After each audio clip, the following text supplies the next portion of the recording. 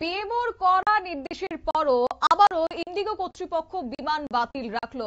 যদিও টানা 4 থেকে 5 দিন কিংবা তারও অধিক সময় ধরে কিন্তু যাত্রী দুর্ভোগ চরমে উঠেছে। ইন্ডিগোর বিমান পরিষেবার ক্ষেত্রে অনেকটা যাত্রী ক্ষোভ বাড়ছে।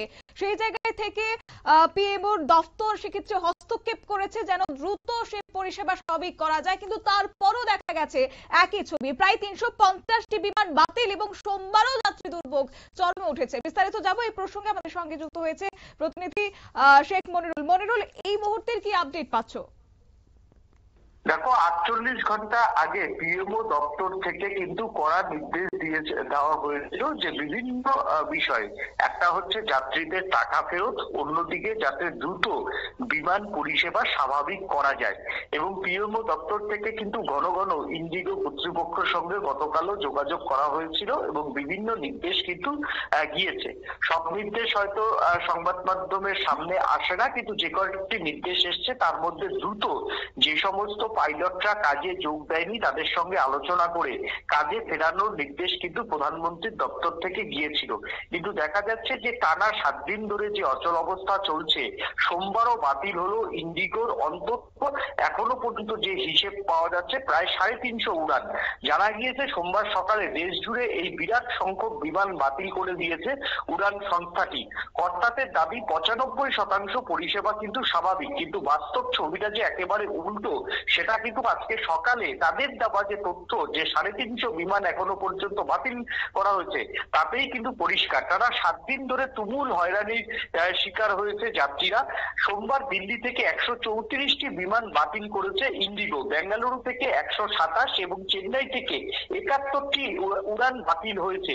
কলকাতা, মুম্বাই, আহমেদাবাদ, ভাইজাগ একাধিক বিমানবন্দর থেকেই উঠছে না ইন্ডিগোর বহু বিমান।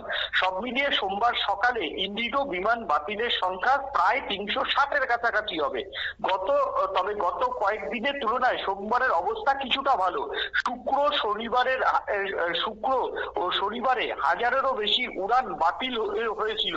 রবিবার বাতিল হয় 650টি বিমান।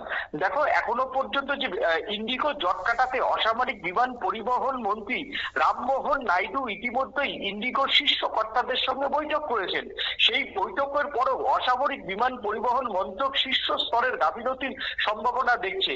ডিজিসিএ প্রাথমিকভাবে মনে করছে কেন্দ্রের নতুন বিধি আগে থেকেই সংস্থাকে জানানো হয়েছিল, সেই মতো ব্যবস্থা নেওয়া উচিত ছিল ইন্ডিগো কর্তৃপক্ষের, কিন্তু সংস্থা সেটা করেনি। সে কারণেই এই অব্যবস্থা এবং মানুষের ভোগান্তি। কেন আগে থেকে পর্যাপ্ত বন্দোবস্ত করা হলো না প্রশ্ন তুলে ইন্ডিগোকে নোটিশ দিয়েছে ডিজিসিএ। 24 ঘন্টার মধ্যে সিওকে জবাব দিতে বলা হয়েছে। যদিও নিজেদের গাফিলতি মানতে নারাজ উড়ান সংস্থাটি, তাদের দাবি মোটামুটি ভাবে 95% পরিষেবা স্বাভাবিক হয়ে গেছে। আগামী 1 সপ্তাহের মধ্যে পরিষেবা পুরোপুরি আগের মতো স্বাভাবিক হবে। তবে বাস্তব ছবিটা যে এখনো পাল্টায়নি সেটা কিন্তু বিমানবন্দরগুলিতে মানুষের ভিড় দেখলেই বোঝা যাচ্ছে। ইন্ডিগোর অবস্থা নিয়ে সরব হয়েছে কংগ্রেস। হাত শিবিরের দাবি, মোটা অঙ্কের নির্বাচনী চাঁদা পেয়েই ইন্ডিগো নিয়ে নীরব ছিল কেন্দ্রীয় সরকার। শুধু চাঁদার জন্য যাত্রী সুরক্ষা নিয়ে আপোষ করতে পিছপা হয়নি কিন্তু মোদী সরকার। তবে এই বিষয়ে এখনো পর্যন্ত বিজেপি নেতারা প্রকাশ্যে কিছু বলেনি। তবে নির্বাচনী যে বন্ডের সেই চাঁদার যে পরিমাণ সেটা যথেষ্টই কিন্তু অস্বস্তিতে রাখছে বিজেপিকে। তবে কংগ্রেসের যে দুয়ো তুলসী পাতা তা কিন্তু নয়, কংগ্রেসও কিন্তু ইন্ডিগোর থেকে নির্বাচনী যে চাঁদা, বন্ডের চাঁদা, সেই চাঁদা কিন্তু তারাও কিন্তু পেয়েছে। কিন্তু এখন এই মুহূর্তে শাসক বিরোধী যে চর্চা, সেই চর্চা তো থাকবেই। আজকে দুটোর পর এই ইস্যুটাকে হয়তো কংগ্রেসের সাংসদরা তারা রাজ্যসভায় ইস্যু করতে পারে বলে গতকাল ইঙ্গিত দিয়েছিলেন মল্লিকার্জুন খার্গে, এবং তিনি লোকসভাতেও যাতে এই বিষয়টা নিয়ে জমাটি আক্রমণে যাওয়া যায় সেই বিষয়ে তারা চিন্তা ভাবনা ইতিমধ্যেই শুরু করেছেন বলেও জানিয়েছেন খার্গে। এখন দেখার যে দুপুর 2টোর পরে অর্থাৎ লাঞ্চের পরে যে শীতকালীন যে অধিবেশন হবে সেই অধিবেশনে ইন্ডিগোর ইস্যুতে কতটা সুদ চড়াতে সমর্থ হয় কংগ্রেস। অন্যদিকে যত সময় যাবে, দেখো সকালবেলাতেই প্রায় এই হিসেবটা যে এসছে সেটা হচ্ছে প্রায় ধরো তোমার 11:30টা নাগাদ 360টা বিমান ক্যান্সেল। যত বেলা যাবে ততই কিন্তু ক্যান্সেল পরিমাণ বাড়বে। বেলা শেষ পর্যন্ত কত কতগুলি বিমান ক্যান্সেল করে ইন্ডিগো কর্তৃপক্ষ, এখন সেটাই দেখার। অবশ্যই তাই। তবে ইন্ডিগো কিন্তু বরাবর কিংবা বারবার একই কথা বলছে যে ক্রু সংকট কিংবা টেকনিক্যাল ইস্যু। তবে সেক্ষেত্রে বাস্তবে এটা কতটা বৈধ কারণ বলে মনে হচ্ছে, নাকি সেখানে ম্যানেজমেন্টের ভেতরে বড়সড় কোনো অসংগঠনের একটা ফল লক্ষ্য করা যাচ্ছে, কি বলবে? দেখো, ম্যানেজমেন্টের গাফিলতি তো অবশ্যই রয়েছে। পাইলটদের যে নিয়ে কেন্দ্রের নয়া নির্দেশিকা, সেই কেন্দ্রের নয়া নির্দেশিকা নতুন যে শ্রম কোড, সেই শ্রম কোড অনুযায়ী কিন্তু করা হয়েছে। যারা এই সমস্ত ম্যানেজমেন্টের শীর্ষ স্তরে বা শীর্ষ চেয়ারে বসে, তারা যে নতুন কোড হচ্ছে সেটা কিন্তু তাদের কাছে অজানা নয়। তাহলে কেন্দ্রের নতুন যে শ্রম কোড, সেই শ্রম কোডের ব্যাপারে কিন্তু তাদের যে লিগাল অফিসাররা বা ল অফিসাররা, তারা খুব ভালো মতোই ওয়াকিবহাল। এবং সেই ল অফিসাররা কিন্তু প্রত্যেক দিনই এই সমস্ত ম্যানেজমেন্টের শীর্ষে থাকা আধিকারিকদের ডিকটেট করেছে যে কি কি অসুবিধা হতে পারে। এবং কেন্দ্রের যে নির্দেশ, সেই নির্দেশও কিন্তু যে হট করে দুদিন আগে গেছে তা কিন্তু নয়। প্রায় 1 মাস আগে কেন্দ্রীয় সরকারের পক্ষ থেকে কিন্তু এই নির্দেশ দেওয়া হয়েছে। তাহলে এই নির্দেশের পরেও প্রায় 1 মাস কিন্তু ইন্ডিগো কর্তৃপক্ষ সময় পেয়েছে। সেই 1 মাস মাসে তারা কেন সমস্যার সমাধান করলেন না? এবং যখন তোমার নতুন শ্রম কোড অনুযায়ী বা ডিজিসি এর যে নির্দেশিকা অনুযায়ী তাকে যেদিন থেকে সিদ্ধান্ত মানে রূপায়ণ করেছে, তাহলে তার আগের দিন পর্যন্ত তারা ম্যানেজমেন্টের যারা মাথারা রয়েছে বা শীর্ষ আধিকারিকরা রয়েছে, তারা কিন্তু জানতেন সমস্যাটা হবে। তাহলে দিন 10 আগে থেকে তারা কেন কেন্দ্রীয় সরকারকে, তাদের যে ল অফিসাররা শ্রম মন্ত্রকের সঙ্গে এবং অসামরিক বিমান পরিবহন যে মন্ত্রক, সেই মন্ত্রকের সঙ্গে যোগাযোগ করলো না? এই প্রশ্নটা হচ্ছে প্রথম উঠছে। দ্বিতীয় প্রশ্নটা উঠছে, তারা যখনই বুঝতে পেরেছে এটা অসুবিধা হবে, তাহলে তারা কেন টিকিট বিক্রি করলো? তারা টিকিট বিক্রি করেছে, টিকিটের টাকা সাধারণ মানুষের কাছ থেকে নিয়েছে। সেই টাকা কেন্দ্রীয় সরকার যতক্ষণ নির্দেশ না দিয়েছে, তারা বিমান ক্যান্সেল করার পরেও তারা কিন্তু কোনো একটা টাকাও ফেরত দেয়নি। তাহলে তারা সবটাই জানতো। তারা বাজার থেকে তাদের যে টাকা তোলার যে প্রক্রিয়া, টিকিট বিক্রি করে, সেই প্রক্রিয়া তারা জারি রেখেছে। তাদের কোষাগার সম্পূর্ণ ফিল আপ করেছে ইন্ডিগো। কিন্তু যাত্রী পরিষেবার যে বিকিয়ে লাটে উঠবে সেটা তারা আন্দাজ করতে পেরেছিল। কিন্তু শুধুমাত্র এই শেয়ার, মানে কোম্পানির যে শেয়ার থাকে, সেই শেয়ার বাজারে যাতে কোনো এফেক্ট না পড়ে, এই জন্যই তারা নীরব থেকেছে। এই কথা এখন দিনের আলোর মতো পরিষ্কার। অন্যদিকে বাজার থেকে যে টিকিট বিক্রি করে তারা যে মুনাফা অর্জন করে, সেখানে যদি টিকিট বিক্রি না করে, তাহলে কিন্তু অন্যান্য যে কোম্পানিগুলি তাদের প্রতিদ্বন্দ্বী রয়েছে, তারা এই সুযোগটা নেবে, এইটা তারা বুঝতে পেরেছে। যার জন্য তারা টিকিট বিক্রি করার প্রক্রিয়াও কিন্তু জারি রেখেছে। এর মধ্যে এই তোমার কেন্দ্রীয় সরকারের নয়া নির্দেশিকা, এবং দেখো আরো বলতে বাধ্য হয় যে আরো তো ভারতের বেশ কয়েকটি মানে বিমান কোম্পানি রয়েছে, তারা তো সেভাবে তাদের বিমান তো সেইভাবে খুব একটা বাতিল হয়নি। তাহলে শুধুমাত্র ইন্ডিগোর কেন হলো? আসলে ইন্ডিগো কর্তৃপক্ষ, মানে তোমার হচ্ছে ইন্ডিগো কর্তৃপক্ষ একেবারে চূড়ান্ত গাফিলতির পরিচয় দিয়েছে। কেন্দ্রীয় সরকারের সঙ্গে কোন রকম যোগাযোগ করেনি। অন্যদিকে তোমার হচ্ছে কেন্দ্রীয় সরকারের যে বিভাগীয় দপ্তর রয়েছে, তারাও কার্যত বিভিন্ন কারণে হয়তো তারাও নীরব থেকে গেছেন। এবং তারাও যদি প্রথম দিন যে বিপর্যয়টা হয়েছে, সেদিন যদি একটু নড়ে চড়ে বসতো, তাহলে কিন্তু এত বড় বিপর্যয় হতো না। স্বভাবত কারণেই ওই সময়তে ভারতে এসেছিলেন রাশিয়ার প্রেসিডেন্ট পুতিন এসেছিলেন। স্বাভাবিক কারণেই প্রধানমন্ত্রী নরেন্দ্র মোদী ব্যস্ত ছিলেন। পুতিন ফিরতেই প্রধানমন্ত্রী নরেন্দ্র মোদী এই বিষয়টাতে হস্তক্ষেপ করে, তারপর পরিষেবা একটু একটু করে উন্নতি হয়েছে। তবে পিএমও দপ্তর পরশুদিন যে নির্দেশ দিয়েছিল যে বিমান বাতিল করা যাবে না কোন রকম টেকনিক্যাল কারণ ছাড়া, কিন্তু এখনো পর্যন্ত পাইলটের সংখ্যা কম থাকায় তারা একের পর এক বিমান কিন্তু বাতিল করেছে।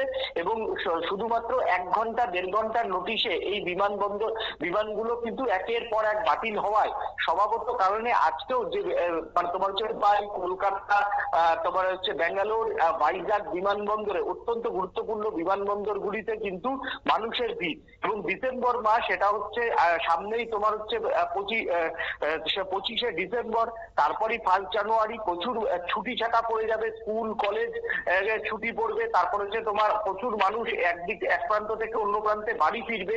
যদি এই রকম পরিস্থিতি আগামী শুক্রবার পর্যন্ত চলে, তাহলে এই যে উড়ান ব্যর্থতার জন্য, ইন্ডিগোর ব্যর্থতার জন্য ভারতের পর্যটন শিল্পে একটা ব্যাপক কিন্তু ধস নামবে, ভারতের পরিষেবা শিল্পে একটা ব্যাপক ধস নামবে, এবং যার দায় কিন্তু সরাসরি ইন্ডিগো কর্তৃপক্ষ।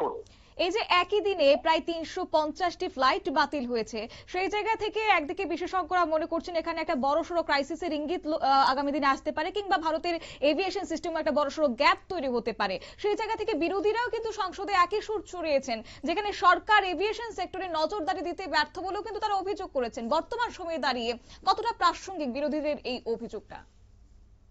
দেখো, বিরোধীদের যে অভিযোগ, সেই অভিযোগ একেবারেই প্রাসঙ্গিক রয়েছে। মানে বারবার কেন্দ্রীয় সরকারের বিরুদ্ধে যে কংগ্রেস সহ বিরোধী দলগুলো অভিযোগ করছে যে মোদী সরকার তাদের আমলে একটি মাত্র কোম্পানিকে সর্বোচ্চ স্তরে সুবিধা দিয়েছে, যার জন্য কেন্দ্রীয় সরকারের এই সুবিধা বা আনুগত্য পাওয়ায় ভারতের প্রায় 63% ডোমেস্টিক মার্কেটে কিন্তু ইন্ডিগোর এই উত্থান, এবং ইন্ডিগোর এই যে একতরফা উত্থান, তাতে কিন্তু ভারতের অনেক ছোট বড় এভিয়েশন কোম্পানি তারা কিন্তু উঠে গেছে। সেই নামগুলো যদি তোমায় আমি বলি তথ্যটা, তাহলে তুমি বুঝতে পারবে যে ইন্ডিগোর এই ব্যাপক উত্থানে east west aviation company 1996, ModiLuft 1996, Damania airline 1997, Sahara India 2006, jet airline তোমার হচ্ছে 2006, Deccan airline 2008, Kingfisher 2012, jet line 2019, air Deccan 2020, TruJet 2022, go air 2023, jet airways 2024।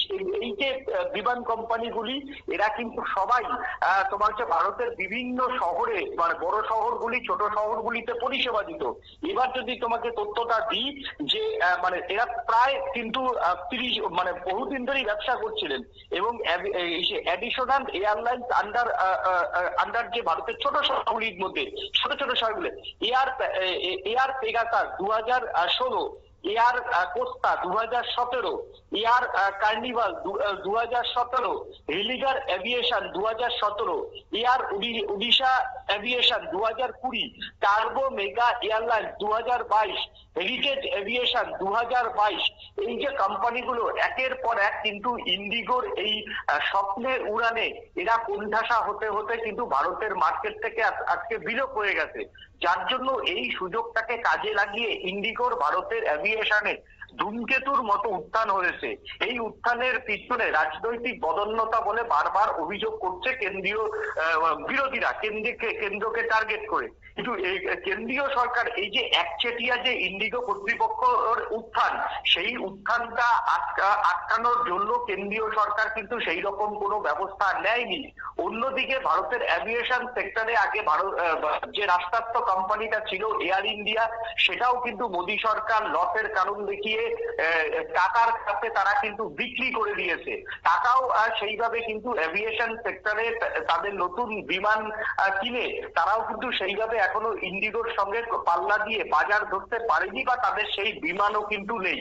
এটাই মানে বিরোধীরা বোঝাতে চেয়েছে যে মোদী সরকারের সর্বোচ্চ সুবিধা পেয়ে ভারতের এভিয়েশন সেক্টরে একটা বড় গ্যাপ রয়েছে, যেখানে ইউরোপ, আমেরিকাতে একটা ছোট ছোট দেশগুলোতে অন্তত 4 থেকে 5টা কোম্পানি তারা হচ্ছে বহাল তবিয়তে পাল্লা দিয়ে ব্যবসা করছে। সেইভাবে কিন্তু ভারতের সেই মার্কেটটা তৈরি হয়নি, যার জন্য ইন্ডিগো কর্তৃপক্ষ কিন্তু পাল্লা দিয়ে একদিকে যেমন তাদের টিকিটের দাম বাড়িয়েছে, অন্যদিকে এতে ক্ষতিগ্রস্ত হচ্ছে যাত্রীরা, ক্ষতিগ্রস্ত হয়েছে ভারতের এই এভিয়েশন ইন্ডাস্ট্রি। ধন্যবাদ। আপনারা শুনলেন, অর্থাৎ দেশের সবথেকে বড় বিমান সংস্থা ইন্ডিগো এবার এই ইন্ডিগোর পরিষেবার ক্ষেত্রে মহা বিপর্যয়, যেখানে আন্তর্জাতিক মঞ্চে দাঁড়িয়েও ভারতের ইমেজ একটা প্রভাব পড়ছে বলে মনে করছেন বিশ্লেষকরা। তবে যাই হোক, দেখার বিষয় ডিজিসি এর পক্ষ থেকেও সে অর্থে ইন্ডিগো ম্যানেজারকে শোকজ নোটিশ পাঠানো হয়েছিল গতকাল, এবং তারপরও বিমান বাতিল হয়েছে। আগামী দিনে কি পদক্ষেপ নেওয়া হয়, কি ব্যবস্থা গ্রহণ করা হয় যাত্রীদের দুর্ভোগ সেক্ষেত্রে কাটাতে, সেটা এবার লক্ষণীয় বিষয়। নিয়ে নিচ্ছি ছোট্ট একটি বিজ্ঞাপন বিরতি, সঙ্গে থাকুন।